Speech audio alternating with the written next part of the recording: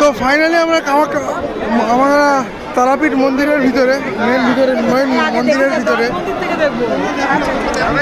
সেই মন্দির যেখানে দেখতে সব দর্শনার্থীরা লাইন দিয়ে রয়েছে। ফাইনালি আমি চলে এলাম, ভেবেছিলাম আসবো না। সব দেখছো লাল জামা পরে পান্ডারা দাঁড়িয়ে রয়েছে। এবার তোমরা যদি এই জায়গাটায় ওঠো তাহলে ওখান থেকে দেখতে পাবে। তো আমরা তাই করছি, আমরা এটার ওপরে ওঠার চেষ্টা করছি করে যদি প্রধান যে ঠাকুর দেখতে তারাপীঠে মানুষ আসে সেই ঠাকুরকে যদি দেখা যায়।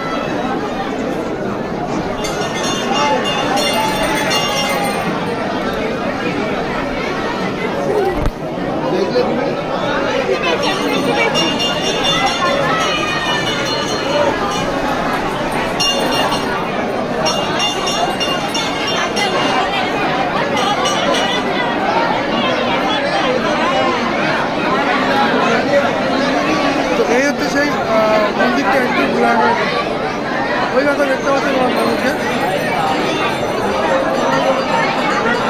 অন্ধকার বলে